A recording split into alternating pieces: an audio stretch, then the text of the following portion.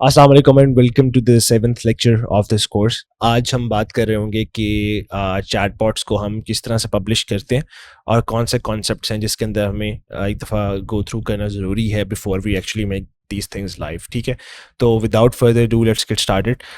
सबसे पहले हम क्योंकि मेनली ये फेसबुक चैटबॉट्स हैं तो हम इसको सेटिंग्स के अंदर जाके यहाँ से मैसेंजर का ऑप्शन सेलेक्ट कर लेते हैं।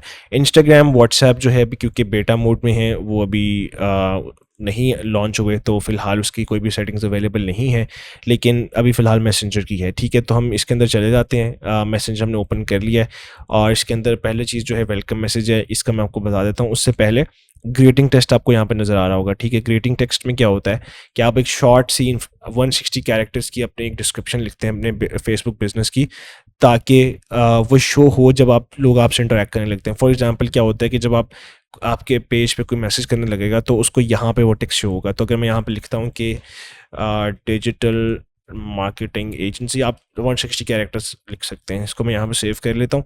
तो जब मैं यहाँ पे क्लिक करूँगा तो ये देखें अब यहाँ पे इन्फॉर्मेशन ही शो हो रही है। तो ये ज़रूरी है कि आप अपना एक इन्फॉर्मेशन वहाँ पे शो करें। कीबोर्ड इनपुट हम ऑन रखेंगे। अगर मैं ये ऑफ़ कर दूँगा तो मेरे चैटबॉट को कोई भी बंदा कोई सवाल नहीं पूछ सकता, कुछ लिख टाइप नहीं कर सकता। जो ऑप्शन उसको अवेलेबल होंगे वही हो सकते हैं, तो उसको हम यहाँ पे रहने देंगे। ठीक है, अच्छा वेलकम मैसेज की क्या अगर हम इससे गो थ्रू करेंगे, वेलकम मैसेज क्या होता है। वेलकम मैसेज बेसिकली अगर कोई बंदा जिसने आपके फेसबुक पेज पे कभी पहले आपको मैसेज नहीं किया वो आके फर्स्ट टाइम मैसेज करता है तो उसको एक गेट स्टार्टेड का बटन यहाँ पे इस तरह शो होगा। तो जब वो उस पर क्लिक करेगा तो उसको ऑटोमेटिकली वेलकम मैसेज जो है ना वो ट्रिगर होकर चला जाएगा। तो जो भी आपका वेलकम मैसेज है वो उसको शो होगा और ये सिर्फ फर्स्ट टाइम शो होता है। ठीक है, अनलेस अगर आप कोई कंडीशन ऐसे नहीं लगाते कि उसको दोबारा शो हो, लेकिन ये सॉर्ट ऑफ एक वेलकम मैसेज होता है जो कि पहली दफ़ा हमारा दिखाना मकसद होता है, जिसके अंदर यूजुअली लोग अपने बिजनेस के बारे में बताते हैं कि हम क्या कर रहे हैं। तो अगर आप उसको एडिट करना चाहते हैं यहाँ से आप उसको एडिट कर सकते हैं। ठीक है, कुछ भी आप यहाँ पे कर दें, वेलकम कर दें और आगे उसको ऑप्शंस देते हैं कि हम क्या क्या कर सकते हैं। यूजुअली लोग क्या करते हैं कि उसको वेलकम मैसेज सेंड करके आगे एक फ्लो बनाते हैं जिसके अंदर वो अपने मेन मेन्यू को पॉइंट कर देते हैं ताकि वो उसके अंदर जाकर उनको ऑप्शन दे दें। अगर तो इसको आप यहाँ से डुप्लीकेट डिलीट कर देंगे तो बाय डिफ़ॉल्ट ये एम्प्टी ही होता है। डिलीट करके आप कोई और इसको यहाँ पे रिप्लेस कर सकते हैं, या डिलीट नहीं भी करें तो आपके इसको किसी और फ्लो जो अपना फ्लो है उससे रिप्लेस कर सकते हैं। ठीक है, तो ये हमारा एक वेलकम मैसेज होता है। उसके अलावा हमारा एक मेन मेन्यू होता है, उसका मैं आपको बता देता हूँ कि वो कैसे शो होगा। आप सेटिंग्स में जाएंगे और मैसेंजर के अंदर जाएंगे और यहाँ पे आप देख रहे हैं कि मेन मेन्यू आ रहा है। ठीक है, जब आपका वेलकम मैसेज लाइव हो गया इसका मतलब कि आपका जो है ना वो चैटबॉट लाइव है। अगर आपने उसको प्रॉपर्ली कनेक्ट किया हुआ है किसी फ्लो के साथ तो वो आगे जाएगा। अच्छा, मेन मेन्यू में क्या होता है, एक हमारे पास यहाँ पर दो ऑप्शन है, एक है डिफ़ॉल्ट मेन्यू, एक है डायनामिक मेन्यू। होता क्या है कि इसको मैं पहले डिफ़ॉल्ट मेन्यू को आपको बताता हूँ। आप इसके अंदर मेन्यू बना सकते हैं। ठीक है, अप टू 20 आइटम्स होती हैं। होता क्या है कि आपका जो जो भी आपसे चैट कर रहा है अपने मैसेंजर के ऐप के अंदर, तो उसमें क्या होता है कि अगर वो थोड़ा स्क्रॉल अप करेगा तो उसको पूरा मेन्यू शो होगा। ठीक है, तो उसके अंदर आप मेन्यू के अंदर आइटम्स बता सकते हैं, जैसे FAQs हो सकते हैं, आपका लिंक टू द वेबसाइट हो सकता है, कुछ भी हो सकता है। और यूजुअली ये पॉइंट हुए होते हैं किसी मैसेज को, या तो आप इसका कोई नया मैसेज बना लें, मतलब नया फ्लो बना लें जो इस तरह से बन जाएगा। ठीक है, वो भी हम फिलहाल नहीं बना रहे। तो आप ये भी कर सकते हैं कि आपने ऑलरेडी के फ्लोज बनाए हुए, जो कि प्रॉपर तरीका यही है कि आप एक फ़ोल्डर बना के पहले से फ्लोज बना लें। तो इस तरह आके सिर्फ सेलेक्ट कर दें।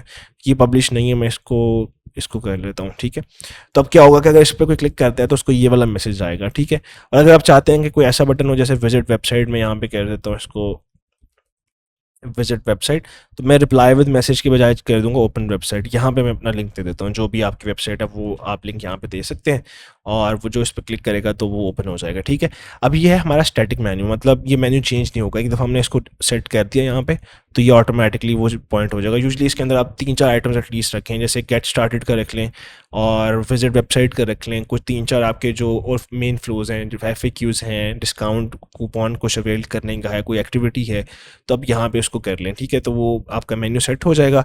आप इसको अपडेट कर देंगे और इनेबल कर देंगे तो ये भी लाइव हो जाएगा आपके इसके ऊपर। तो ये second stage of going live है। ठीक है, इसके अलावा एक होता है डायनामिक मेन्यू। डायनामिक मेन्यू के अंदर मैंने एक लिंक भी मेंशन किया, अगर आप इसकी अंडरस्टैंडिंग लेना चाहें इनके वेबसाइट से तो आप देख सकते हैं, लेकिन मैं आपको एक्सप्लेन भी कर देता हूँ। डायनामिक मेन्यू क्या होता है कि आप मल्टीपल मेन्यूज़ बना सकते हैं अपने चैटबॉट के अंदर। ठीक है, जिस तरह मेन्यू 1 में बनाऊंगा, उसके बाद मैं मेन्यू 2 बनाता हूँ। ठीक है, और मैं बना देता हूँ मेन्यू 3। ठीक है, अब इसके अंदर मैं एक थोड़ी सी रीनेमिंग करूँगा, वो मैं आपको बताता हूँ फिर मैं क्यों कर रहा हूँ। रीनेम करूँगा न्यू यूज़र्स ये कर दूंगा न्यू लीड्स, और इसको मैं कर देता हूँ मेन्यू 3 को न्यू कस्टमर्स। ये बेसिकली मैंने 3 सेगमेंट्स बनाए हैं अपने, कि 3 तरह के यूज़र मेरे पेज पे आ सकते हैं या मेरे चैटबॉट पे आ सकते हैं। पहले तो बिल्कुल न्यू यूज़र्स, ठीक है, कि जिन्होंने पहले कभी इंटरेक्ट नहीं किया, इसको मैं फिक्स कर दूँ। उसके बाद न्यू लीड्स, जो कि जिन्होंने अपना ईमेल या फ़ोन नंबर में दिया हुआ लेकिन हमारे कस्टमर नहीं बने। और थर्ड है हमारे कस्टमर्स जिन्होंने हमारी वेबसाइट से बाई किया हुआ है, ठीक है। अब होता क्या है कि हम तीनों के लिए डिफरेंट मेन्यूज़ बना सकते हैं, क्योंकि हो सकता है जो इसके लिए रेलिवेंट है इस सेगमेंट के लिए वो इसके लिए रेलिवेंट ना हो। जैसे न्यू यूज़र्स के क्या क्वेश्चंस हो सकते हैं कि व्हाट इज़ योर प्राइसिंग, ठीक है। उसके अलावा वो क्या क्वेश्चन कर उनको और क्या उनकी नीड हो सकती है कि विजिट वेबसाइट, ठीक है। इस तरह की और नीड्स हो सकती हैं, आप अप टू 20 आइटम्स बना सकते हैं। अब इसी तरह मैं इसको अपडेट कर दूंगा। ये अभी क्योंकि मैंने इसका कोई एग्जिस्टिंग सेलेक्ट नहीं किया, इसको मैप नहीं किया मैंने किसी के साथ, तो मैं फ़िलहाल इसको मैप कर देता हूँ। और ये ओपन वेबसाइट है तो हम इसको यहाँ पर गूगल के साथ कर देते हैं, ठीक है। तो ये अब हमें अपडेट करने देगा, ठीक है। ऑलराइट, ये हो गया। न्यू लीड्स के लिए हम डिफरेंट कर देंगे, जैसे अगर वो ऑलरेडी हमें इन्फॉर्मेशन दे चुके हैं तो हम उनको विजिट वेबसाइट का ऑप्शन तो होना चाहिए, क्योंकि अभी तक वो हमारे कस्टमर्स नहीं बने। तो आप इसको ये कर लें। उसके अलावा आप कह सकते हैं कि when does my coupon expire. ये एक एग्जांपल दे रहा हूँ क्योंकि अगर उन्होंने लीड है, कूपन लिया हुआ है, तो आप उनको बताना, उनका ये सवाल हो सकता है कि आपने मेरा कूपन कब एक्सपायर होगा, ठीक है।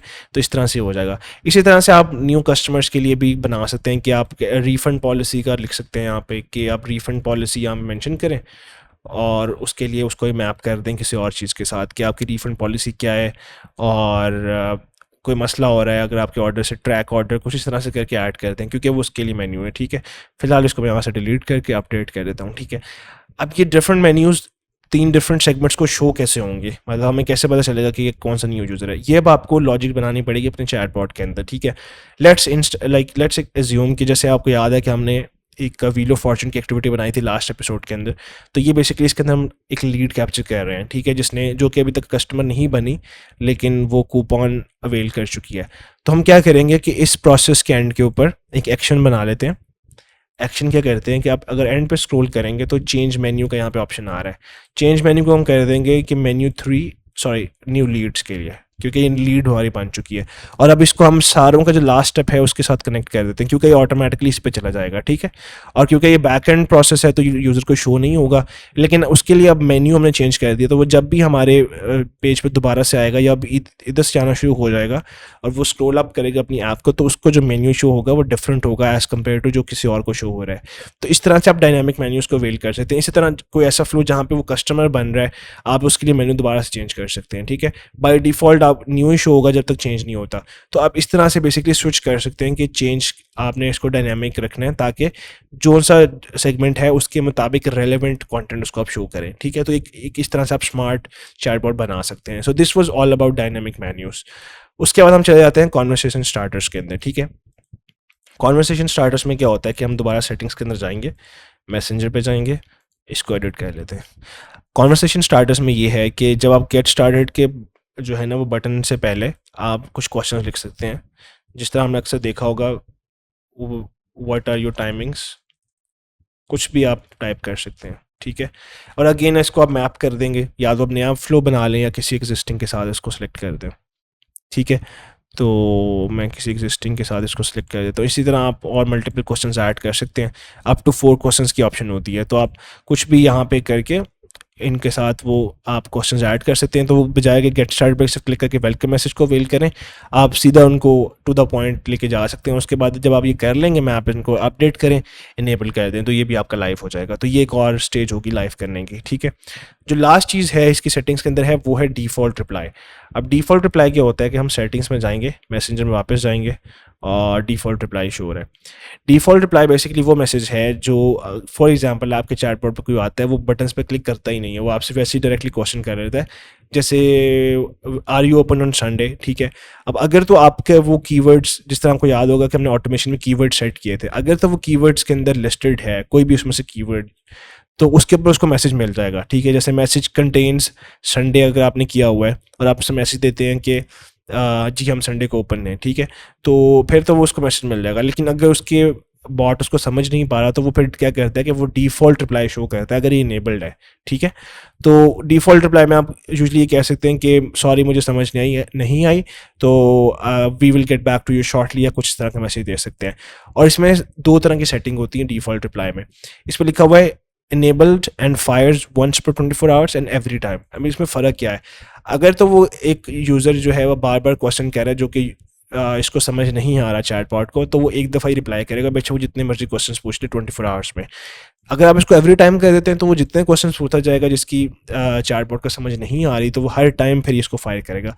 जो प्रेफर्ड सेटिंग है वो वंस पर 24 आवर्स है, क्योंकि अगर एक यूज़र बार बार मैसेज कर रहा है तो आप उसको बार बार सेम रिस्पॉन्स दे रहे हैं, तो वो एक अच्छा सॉर्ट ऑफ रिस्पॉन्स नहीं होगा। तो इसका बेहतर तरीका ये है कि आप वंस पर 24 आवर्स को आप रखें। अगर आप इसको यूज़ करना चाहते हैं दैट्स फाइन, अगर नहीं भी करना चाहते आप इसको डिसेबल कर सकते हैं। तो this was all about default reply, ठीक है?